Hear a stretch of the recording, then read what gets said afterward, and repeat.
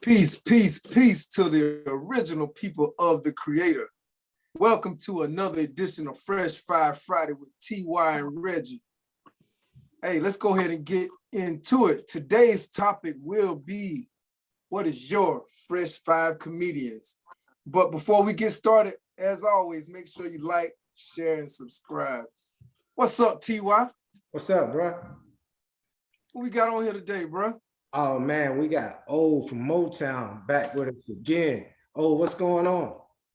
Yeah, I'm glad to be here, man. I'm always glad to do a Fresh Five Friday with you, and spend some time talking with my brothers. Yeah, all the time. So y'all got the topic. TY, what's the topic again? Hey, the Fresh Five comedians. Your Fresh Five comedians. Your Fresh Five, however. So we're gonna go ahead and start the party off right. Go ahead, bro. Well, before I start off with them, I know the one I ain't put on my Fresh Five because I ain't want to start no static on here. I know. I got an idea. Yeah. Oh man. Yeah. But I'm gonna go back. Well, I'm gonna go back to like when I was growing up with my grandparents, and they would have those comedy records, and the one that was most popular just because he had a funny name, it was Pig Meat Markham. And I don't know if y'all know anything about Pig Meat, but his the most famous line that is associated with him was "Here come the judge, here come the judge." So what was so good about him was when he did that "Here come the judge" thing, it sounded almost like a Sugar Hill Gang style of rap, because he was basically rapping.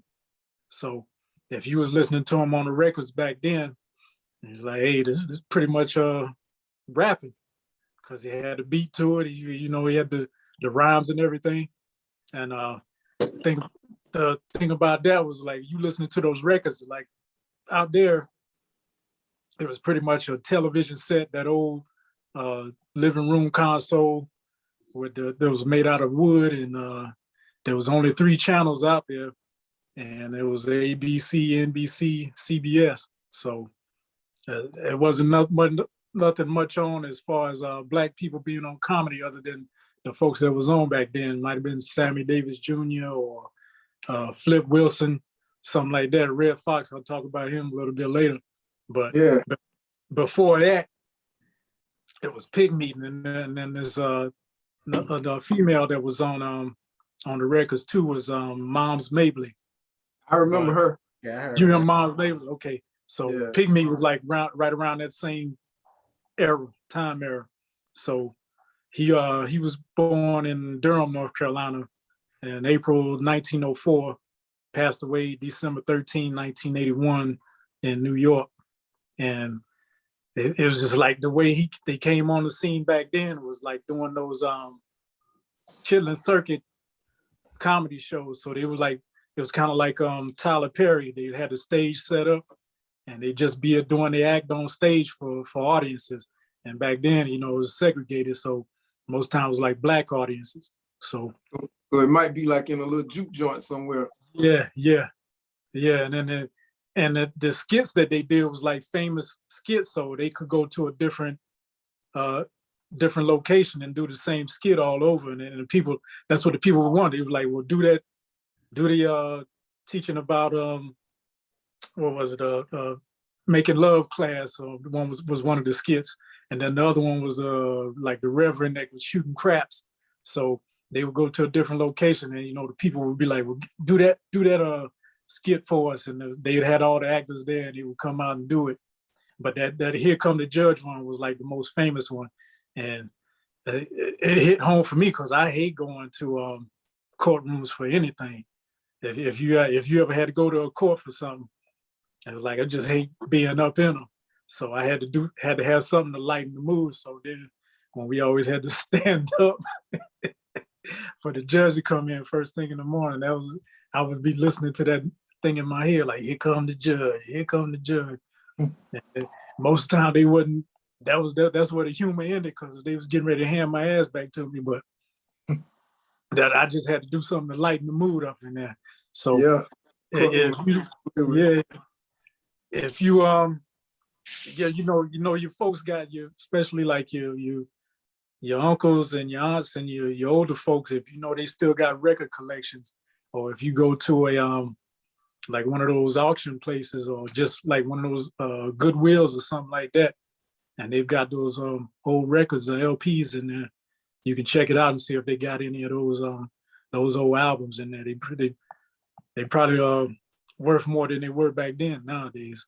And then you can find them on YouTube too. And he's got he's got a few like videos on there, some of them black and white, but when you see him do his thing, then you can see what the people was laughing so hard about on the albums when you look at the video. So that was him, Pigmeat. Then the next one, You got a record collection, don't you? Yeah. You still take them? And then next one, of course, was Red Fox. So Red Fox is like a personal favorite of mine, because his birthday is like a day before mine. He was born on December 9th. I was on December 10th. So it felt like it had some kind of connection with him, with watching the Sanford and Son episodes, and he's all grayed out and everything and making faces and stuff. And that's like right down my lane now. I'm getting my hair graying out. I tried to dye it, because color it one time, because my wife was like, you looking all old and everything. And I guess she didn't want to feel like I was a sugar daddy and all that stuff. So I colored it for one time.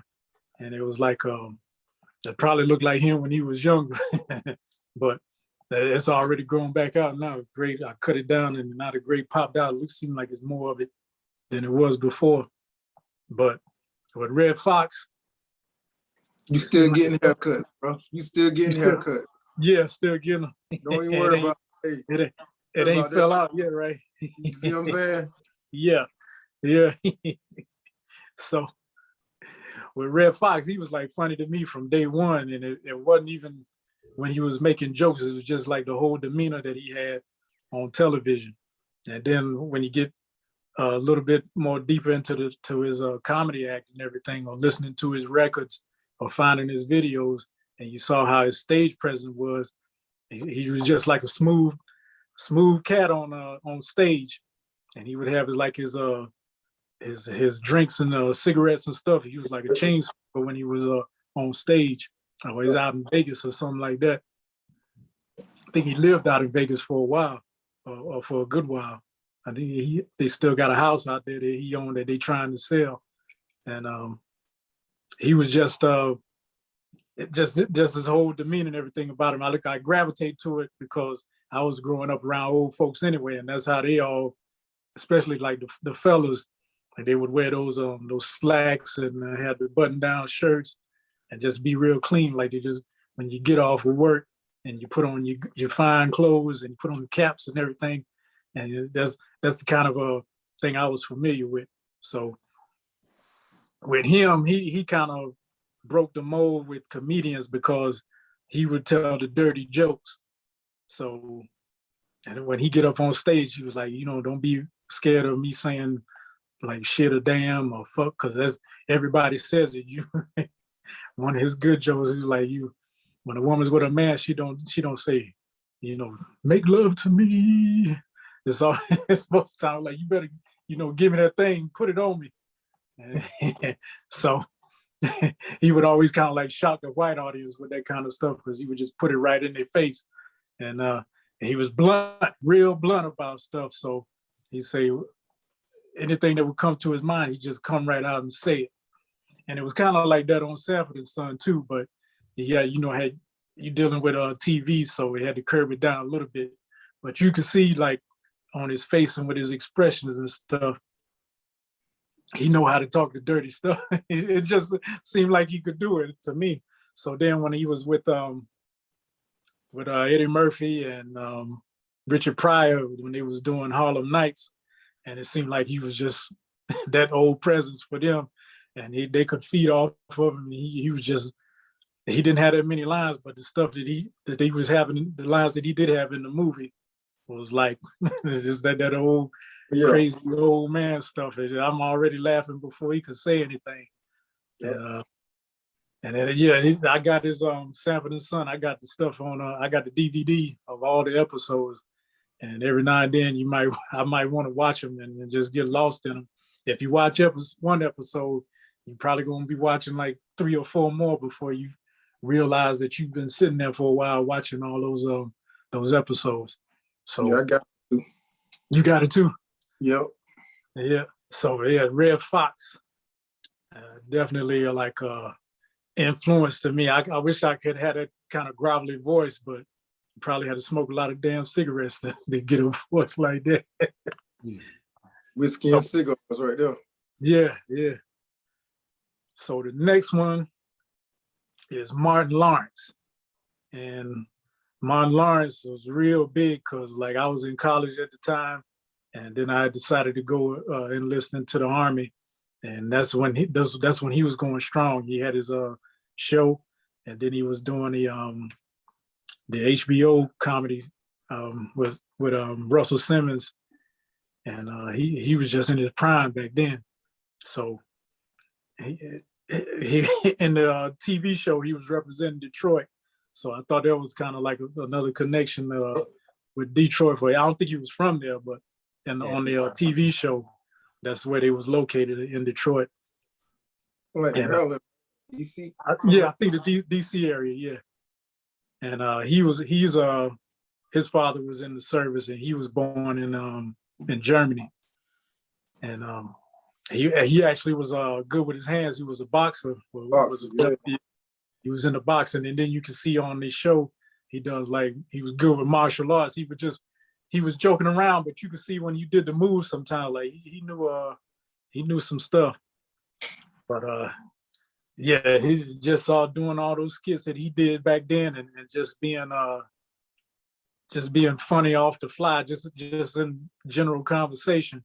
And he wasn't afraid to joke on people. He joke on the audience. He would joke on other comedians back then, and it's like all the stuff they would try to want to cancel you for now. And back then, in the heyday, it's like nothing was off limits. Yeah. They could be all over, and I just remember his Dragonfly Jones and that mechanic. What was that mechanic's name? Elroy, the one that was singing "What You Know No Good." But yeah.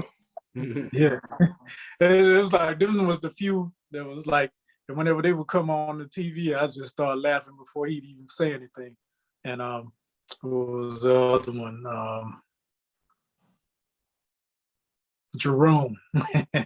So anytime he say, I can't do that now. My wife would get mad at me because she figured out where I got it from. She was like, "You cut that shit out." Before I can get all the way cranked up, she was like, she stopped it, nip it in the bud right before I can get it going real good. I was like, "Come on," especially when I'm dressing up. I was like, look at the white shoe, and dangle the foot in front of her face. I try to get her down with the comedy. Sometimes she be like, "This ain't the time." So I'm like, all right. Or laugh at your jokes. Yeah, I don't like. I'll be ready to get started with him, and she's like, "Yeah, calm down." So that's Martin Lawrence, and he got all of these guys. They comedians, but they pretty much entertainers overall because they do acting. Some of them might have done some singing. Nothing was out of bounds if it was under that realm of entertainment. So if we talking about comedians, but they pretty much could do it all. And now the next one that does, like, I put him up here because he's like the first live act that I saw, and that was like when we was in California, and you could get around it better to see them things because I guess in California they could pretty much hit a place up on a weekend or during the week and then go back home. So it was always easy to see an act. But this one is Charlie Murphy. And Charlie Murphy, if you know anything about him, yeah, he's Eddie Murphy's brother. and you would think like Eddie would be like the more the one I would go with first, but it seemed like Eddie was like at that time he was still doing stuff, but he had pretty much done all like his real good stuff had already gone by, and then now it was time for like Charlie to step and into the limelight a little bit, and he had already done the Dave Chappelle skits. So from that he was able to get into doing stand up and build up a clientele or places that he could go and do stand up acts. And he had a pretty good act. It was at Tommy T's when I went up there. The first time I went to Tommy T's, it was Charlie Murphy, and he gets up on stage and just like he did them stories on Dave Chappelle, that's how he was on stage doing the jokes with their voice and he was smiling. I don't know, like he reminded me of the Mo guys. They would be smiling at you, but they was kind of like insulting you at the same damn time. You know what I'm talking about? Yeah. Like they talking shit at you, but they smiling at you like everything cool. Charlie was kind of like that. He would be like, yeah, look at this motherfucker right here. But he was just like the skit when they was doing the Player Hater of the Year, and somebody would walk out, and it was the same thing. And he was doing that on stage.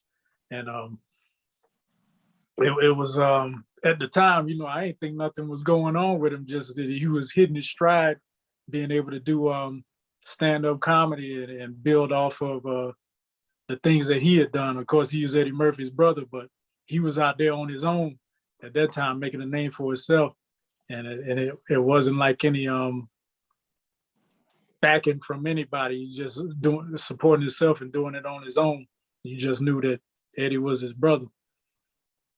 But he really did have his own identity. And I remember thinking when he was doing his jokes on stage, there was a joke that Eddie told in his Delirious videos about he was talking about how Eddie got a scar over his eye when he was messing around in the tub.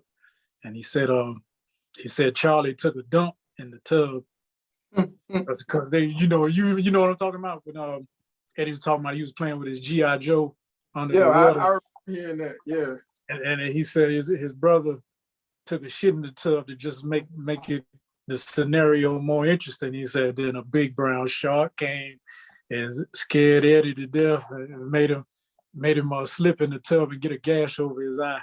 And that's when their mom came and whooped both of them. And then I'm thinking like the whole time, Charlie, because you didn't know who Charlie was back then. You just knew it was his brother. He like, that was crazy as hell. And I'm thinking like, it's all a story. Yep. But when you know about comedians, it's like, they really know how to blend. They might embellish on the truth, but it's not like always all fiction. It's like some truth in there. And then when I saw Charlie on stage and he was doing his act and everything, I was like, yeah, he did it. That was a true story. Because you could just get that vibe.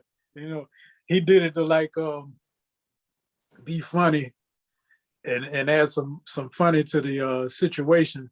But it's like he kind of went on the deep end. But you can still see the humor in it. But it wasn't humorous for them when it turned. But he was like, yeah, I'm gonna shit in this tub, and then that's gonna be a brown shark. But it's I picked him because, of course, he had issues with leukemia and passed away. And when he was on stage, you didn't see it at all, and he just went on about his business like everything was normal. But I guess closer to before he passed away, it just got to the point where it overwhelmed him. But I mean, he was somebody that if he came around again to do a live show, I would definitely go and support him. Not like your boy, but yeah, if he was there, I'd go support him. Yeah. And then you got to talk about him. Yeah. And then last one is because I know we just had a good time. This was another live one that we all went to together, and we just had a good time. listening to him, and I just remember laughing from the moment he stepped on stage till when he stepped off stage, and we was all cheering for him. And that's Don DC Curry. Yeah. Yeah. So if folks will remember him from Friday and the next Friday and the third one, the second and third ones being Uncle Elroy, and then he was the host for Comic View for a while, and then he was on this other show on TV that I hadn't ever watched, Grace Under Fire. At least he had a part on there. And then if you ever watched Boondocks, there's the episode when what was it? The color what's that character's name? I can't think of his name right now. But he was the stepfather or something like that. And when you watch that episode, you just be just laughing through it the whole time. Uncle Ruckus. Uncle Ruckus is he was Uncle Ruckus? No, he wasn't Uncle Ruckus, but they was talking about it was the episode when they was talking about how Uncle Ruckus got to be how he was. And that's the episode that Don DC Curry was in. He was his father that took him in, but like Uncle Ruckus loves white people. He was the exact opposite. He didn't like him at all. So that's what makes it so funny.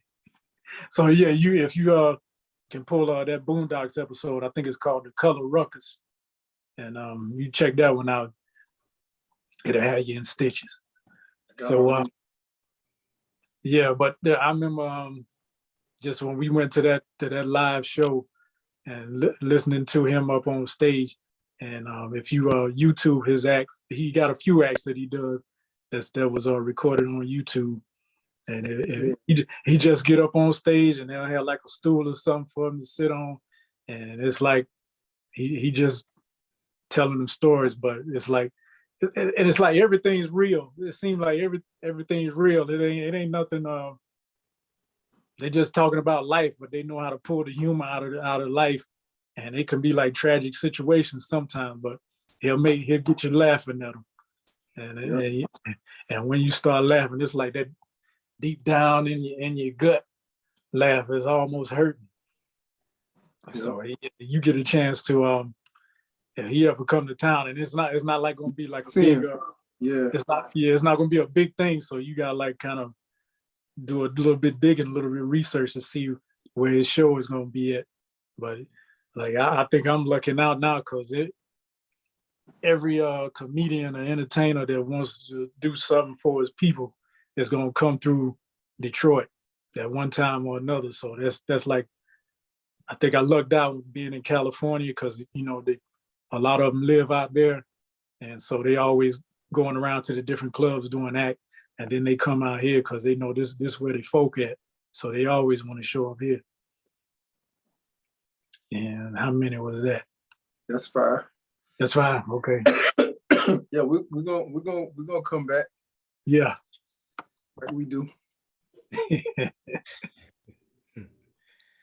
All right, I guess it's my turn. So before I get into my list, I just want to speak on your list real quick, Big fan of Sanford and Son, Red Fox. So that was I like that pick from you. And then Charlie Murphy, I got an opportunity to see him in Raleigh, North Carolina back in the day. And I understand what you're saying, where he's smiling, but he's shooting you one at the same time. You know what I'm saying? Yeah. This was towards the end because he was starting to look a little sick, but he was still out there doing his thing. So I really enjoyed that pick. And bro, you told me about seeing DC Curry out in Cali, so I already knew one of y'all was going to pick him. Yeah. Yeah. Pick him and leave the other one alone. Oh yeah, we got to talk about it. So I'm gonna go ahead and jump into my list. And anybody that watches the show know I always say in no particular order, but I am gonna go in an order for these 5. Not in a particular order of who's best, but I do have a king So I'm gonna speak on him. No, I'm not. I'm gonna speak on him second because he's second in the order. But first, I'm gonna go with Richie Pryor, right? Classic. Pretty much everybody gonna probably pick him. If you got 5 people, probably at least 2 or 3 of them gonna pick Richie Pryor on their list. I remember watching a movie when I was a kid. I think it was called Brewster's Million. Yeah. Mhm. You know, man, I just was like astonished with it because he had to spend, I think it was 30 million, and he couldn't tell anybody, you know, and he was gonna really get the reward after that. Right. 300 million. Yep. Yeah, but he had to spend 30. Yeah, he spent the 30, he get the 300. And nobody ain't know why he was making these decisions. And you know what I'm saying? So as a kid and somebody that looked like me to be able to have money like that, I was like, wow. And then obviously, you know, then Harlem Nights and different things that he was in. But I'm gonna slash it and say Paul Mooney with him. So that's not my second pick. I just put them together because when I was coming up with my list, man, especially me spending some time in California, man, Paul Mooney, man, he was so instrumental in so many comedians' careers as far as the writing and behind the scenes. So, you know, that's a name that probably don't get picked that much. So I just wanted to throw him some love. But number 2 on my list is who I feel is the king, and that's Eddie Murphy. Just because his stand-up, his movies, bro, we talked about this in the past, like Trading Places was like a decade or so before its time. Yeah, like, yeah. You got people sitting in a gentleman's bed, changing people's lives. You know what I'm saying? For him to even think like that back in the 80s, you know what I'm saying? Like, dude, you was before your time. And you know what I'm saying? He wasn't afraid to put that out there. So to me, he's the king. And the reason why I called him second, because I'm saying though, just from Richie Pryor was, you know, ahead of him as far as age and when he came out. But then moving down on the list, I got as well Martin Lawrence. Now, normally I have a few extra picks, so if somebody else on the show picks something, I could go another route. However, with a topic like this, I didn't want to do my 5 note injustice. You know what I mean? I think he's in my 5 because I'm saying, like you said, man, the Martin show, I remember running around the house with, I don't know if it was my sister robe, but I know it was too small, but I'm acting like I'm Dragonfly Jones and making my mom and my sister laugh, you know, falling all over the couch and, you know, doing silly stuff. Like, I mean, the Martin show was classic, man. It was super, by far the best. Like, literally, during that time, all I wanted to do was play basketball all day long. That's all we did. But we made time to be in the house. Right. Box. Right. Thursday night for the Martin show. So, you know what I'm saying? It stopped everything. Hey, who got cable? What we're going to be watching Martin? So that's my second pick. And then my third pick is David Chappelle.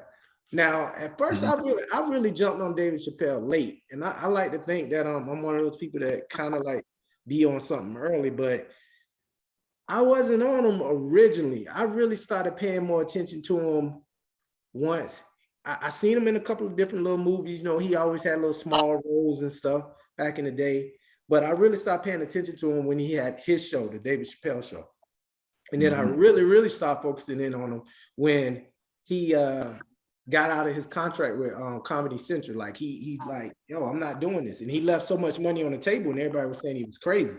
But when he did that, I really respected him because I'm saying, though, they was trying to change who he was and wanted him to go in a different direction and portray him as a certain way. So that's going to be my third pick. And then my fourth pick is going to be, hold up, I got Eddie, Martin, Dave, Richard. Actually, this is my fifth pick. I'm sorry. My fifth pick is going to be Cat Williams. Now, I went to go see him at concert or live or whatever you want to call it. And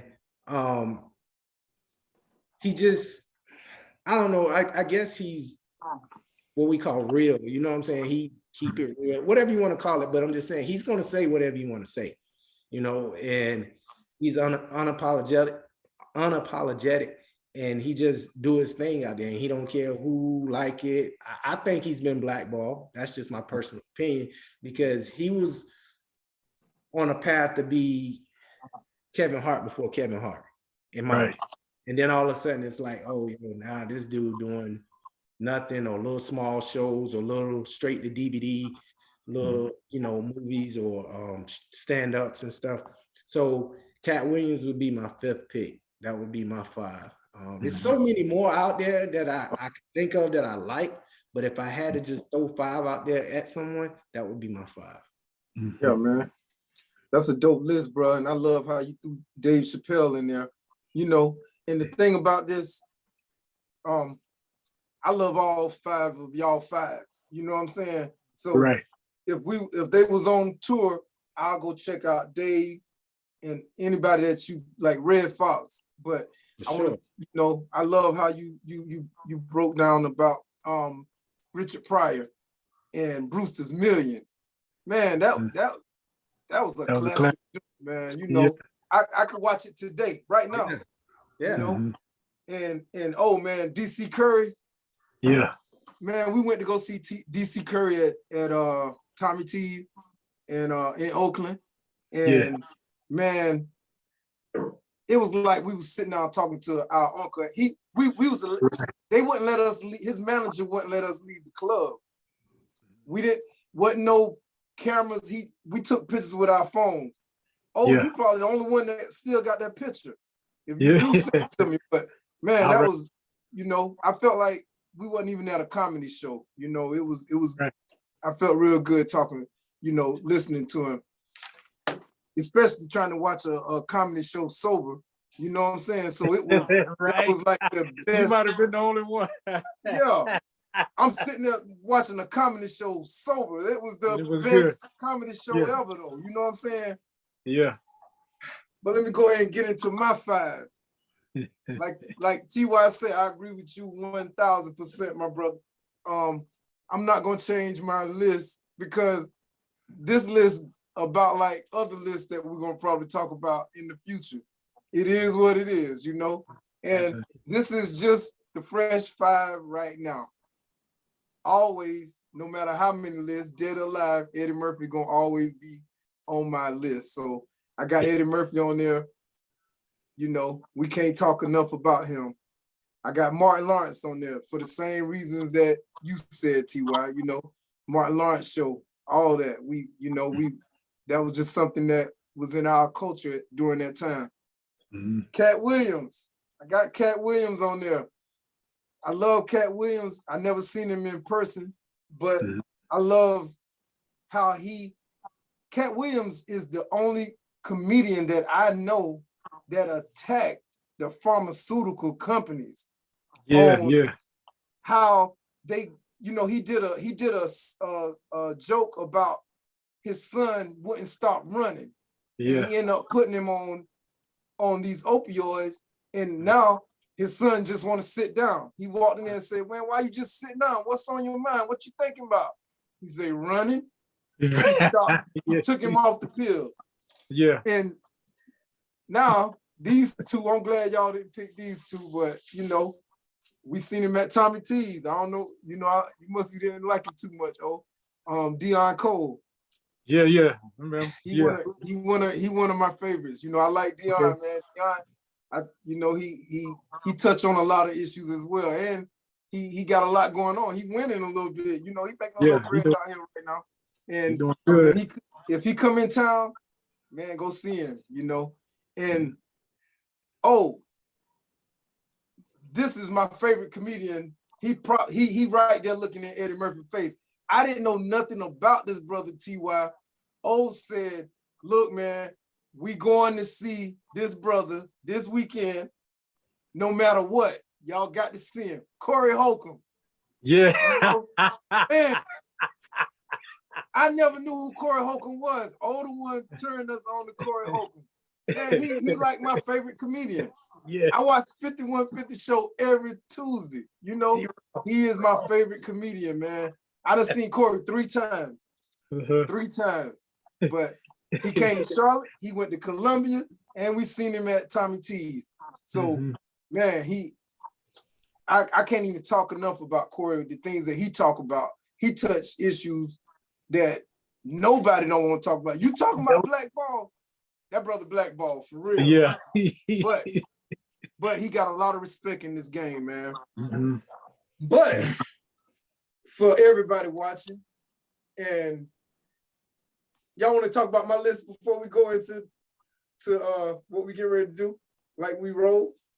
Yeah, I'm glad you brought up Corey Holcomb but just because of the material that and that niche that he's in, he pretty much got to be an independent for a lot of the stuff that he does. And I think all those comedians that's got to stay like grassroots or underground, if you want to say that, because of the material that they put out, and they just don't want to be having to answer to anybody. And Dave Chappelle's in that situation. Yeah. I think those are the comedians that you look out for, because they pretty much the ones that's gonna keep the truth, which is like Cat Williams. They're gonna tell the truth no matter what. And they're gonna bring some things you might not even be thinking about to light. With Corey, like all the issues with the real, like you said, like the issues that nobody want to talk about with our people, he gonna be talking about them. And when he bring it up, everybody know what he talking about. That's crazy. Family court. They'll be like, oh, but they know what he talking about. Yeah, man. And that's cool, man. Like you and Ty, both of y'all touched on Dave Chappelle. You know, Corey is in that same, Corey and Kat in that same lane with them. But Dave Chappelle still, he did a Michael Vick, you know, they took it away, he left, and he came back and they gave it to him again, you know. Mike lost 100 million, went to jail, came back and got another 100 million, you know. So he and Dave stood on his principles. They tried to put him on a dress. So I'm not wearing no dress. But T.Y., you got anything you want to add? Dope list. You know, I'm pretty sure I knew you was gonna throw Corey in there. I know you know that's your guy. That's my guy. I want to hang out with him. I know that was a dope list, man. I can't be mad at none of your picks. Well, what's next, T.Y.? What's next? Oh, you already know what it is. Oh, you should know what it is. You know, at this point, we throw a little wild card in there just to keep you on your toes. And I'm gonna pass it over back to you, O, and I want you to give me one more. Will be one more if you had to pick a wild card to throw another comedian out there. Who would it be? Oh, this new guy, Ryan Davis. If you watch, from Charlotte. Yeah. You follow him. He's up and coming, but he looked like he cut from that same cloth, and he can. Yeah. He's funny. He make you do a little bit of thinking, and the way he tie things in with the way he puts things together, it's almost like listening to a lawyer and put a case together sometime. But he real good at doing it, and everything he say is true, and it'll have you laughing. So what was his name again? Ryan Davis. And he's from Charlotte? He's from Concord. Concord, yeah. And it's funny you say he like a lawyer. He just made a skit about 2 weeks ago. Yeah. A court case with who the GOAT between Jordan and LeBron. Right. That was funny. Yeah. He was on behalf of LeBron, and he was pretty much like you could tell like he did his research to put his points together, and the way he put them points together was just like being a lawyer in a courtroom, and really knows how to convince the crowd. And he didn't have to convince me to. I went in there already. T.Y. Yeah, but he did you proud with the things he talked about. Yeah, he could have got you to testify. Yeah, I would have been a witness. LeBron is the GOAT. Right. Okay, so my wild card would be another comedian I think has been blackballed, and that's Eddie Griffin. Yeah. Yeah. Show you heard me probably call his name before. He was actually at the show I went to with Charlie Murphy. But Eddie Griffin, he's one of those guys that he may not be your headliner, but you don't really want to go after him neither. You know, right. Kind of like Busta Rhymes. You don't really want to go after him. You might want to go first. And that's how Eddie Griffin is. He don't mind being first or second, but he's gonna lead that crowd where you're gonna have to bang it when you come behind him. And so that would be my wild card pick for my 5. That'll be the wild card. Yeah, that's dope. That's dope right there. I got Earthquake. I picked Earthquake. Yeah, that's my dog right there, man. Earthquake, my dog, man. He could have made the 5. Yeah, put Earthquake on there, man. Earthquake said his comedy was so powerful. He was on Shannon Sharp podcast last weekend. Shannon said, "Man, so did you call yourself Earthquake because your comedy is so powerful you had to name it a force of nature?" He said, "No, I called myself Earthquake just in case this thing didn't work. Nobody wouldn't have knew that was me." So, that wasn't me. That was somebody named Earthquake. That wasn't me. Hey, but man, this was a dope week, man. But man, yeah, I'm kind of mad at you too, man, because you know we got off work. Wasn't it Will's birthday? I think it was. That was Will's birthday weekend. Me, Joe, everybody. We going to see Bruce. We thought we was gonna see Comic View Bruce. No. Get out with the suit on. Man, we get there, Bruce got locks. Yeah. He like he done had gastric surgery or something. Y'all see little Bruce. Little Bruce. Like little Luther, like you said last week. Man. Talk about that, bro. Yeah. His hair was locked up. He had on like this like a loose fitting shirt. I'm like, all this, you know, Bruce, all the stuff he had on was like suits. Yeah. But he like had this big loose shirt on, and then I don't know, that night he must have forgot his notebook or something, because when he came out, he was just talking to people in the, what he told the girl, like, what you you drinking on something? And as soon as he said something like that, Sam was like, you know, as soon as they start asking people in the audience questions like that, they done. They ain't got nothing left in the tank. Hey man, he started doing that early. Yeah, we start talking now. You know. Yeah. Me and Joe wanted to fight him. Yeah, Joe was ready to kill him. Yeah, man. Said, man, don't y'all do that, man. You know. And we still took a picture. We took a picture with him. Yeah. And we looking like we taking a football picture or something, man. Just mad, you know, for nothing. Yeah. Hey, bro. Like my sister like to say, in his defense, all of them bomb every once in a while. You know what I mean? Yeah. She right. Wow. I know I went to a show. I went to the Comedy Zone in Charlotte when we first came. And when I blessed the dead, I had seen AJ Johnson. Man, he was terrible. Oh, he was terrible. Yeah. Was it after he had the stroke? No, this was back in the day when we first moved to Charlotte. Man, he was terrible. Like, I mean, he had people in the audience was killing him. Like, they should have been on stage. You know what I'm saying? They kept calling him Easy. He got a Dave Chappelle. Man, yeah. Professor. It was bad.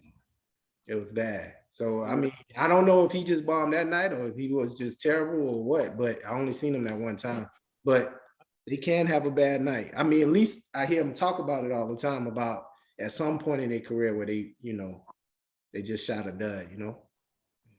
I know when we probably should have said that we forgot. And the only reason I'm saying it because it just reminded me of another act that I saw where I saw somebody bomb on stage, and it was Kings of Comedy. And this was like when they first started it, and it was just Steve Harvey and Cedric and Bernie Mac. So the person that bombed was Steve Harvey, and it was in DC. Yeah. And the reason he bombed was because he just started talking junk about DC people, and they wasn't having it. Nah. And I mean, like he could have he could have been the funniest act after that, but he had already shut the audience down. So it was pretty much like when we see him out in the parking lot, if we see him in the parking lot, it's gonna be on site. So I don't know how he dodged that situation, but luckily he was the first act, and then Cedric and Bernie Mac was able to come up save him, and Bernie hit a home run out that night. Home run. I don't think he ever bombed. I don't think Bernie ever bombed. He could have, but I don't think Bernie Mac ever did. But that night, Steve wasn't on it. That's crazy, man. None of us picked Burn, but hey, he could be on the next five. You know? Hey, he's definitely in consideration. I thought about him. Oh yeah. It's funny you said about the Kings of Comedy. I saw it when it came to Charlotte back in the day, and a lot of people don't remember. Man, Steve was just a host. He was just a host. You know what I'm saying? It was DL, Bernie, and Ced was the acts. He was just bringing each one of them out. Say a few things and go back. Say a few things and go back. But he probably had the most success from that tour. Yeah. Think about it though, because he blew up after that, really. Yeah, he did. So. Yeah, because the original, you know, they said by the time they came to Charlotte and did that film, they had done did like 100 shows before they got there. They had what was the other comedian that was with them? He was actually before DL. I can't think his name. I think his last name Williams or something like that. But he was on there first. If y'all listening, write it in the description when it starts. But he but they said they had done did like 100 shows before they actually filmed the movie in Charlotte in the old Hornets arena. Yeah. Go Jingles. Yep. Yeah, man. But man, this is a dope week, man. I love all y'all lists, man. And if any one of them come in town, I'm trying to book it. They ain't coming to this state. I already know that. So I'm gonna have to, And he come up to Detroit. I know Cat got his show coming in November. They already got it posted at the Fox Theater. So yeah, they do shows up here. Man, y'all talking about bombing. Tell sis she right, man, because man, you know how many times we went down to Oakland to Tommy T's. You don't remember when the Wayans brothers came that night. I remember, yeah. They straight bombed. Yeah. Well, one of them did Marlon was able to hold it, but Sean was Yeah, man. Dude took his clothes off and everything on stage. Like, the other dude, he did pretty good though. Arnez J. Y'all remember? Yeah, I remember Arnez. Yeah, he did pretty good. Yeah. Yeah, man. But this is a dope week, man. And y'all got anything y'all want to add before we conclude? Now, I just want to thank O again for joining us and coming on the show and showing us some love all the way from the Motor City. We really appreciate it. It's always good hearing from you and getting your list. I'm definitely going to Google the first guy you had. They're both. Pygmy, and I wasn't tracking Ryan Davis as well. So I'm definitely taking some notes, man. I got my little pad. Just putting down a couple of things when you was saying different ones that I didn't know too much about. So I appreciate that. Again, thank you for coming and showing us some love.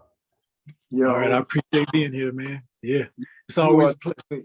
You are definitely a consistent genius since day one, man. You know, and it's never been an episode or a time that we had a conversation where, like T.Y. said, man, I'm gonna Google that and research it. You know, just like that book. You know, I got that. Man, I can't put it down. You know, I go to sleep in that book. You know what I'm saying? So I appreciate you, brother. But man. Appreciate you too. No doubt. But man, just something y'all said, man. You know, we're gonna close it with a little quote. I remember Steve Harvey said, "Comics tell jokes and wait for punchlines. That's a comic. But a comedian, like you said earlier, they turn real life situations. It could be tragic, but bring the humor and the comedy out of that. So Comments tell jokes. Which way did what happened when they went up the hill? Wait for the joke, wait for the punchline. But a comedian gonna talk about how you grew up with no lights and how you had to make it through that situation, through tragedies, turn real life tragedies into, bring the comedy out of it. So, yeah, man, once again, as always, thank y'all brothers, man. I love you. We're going to see you next week.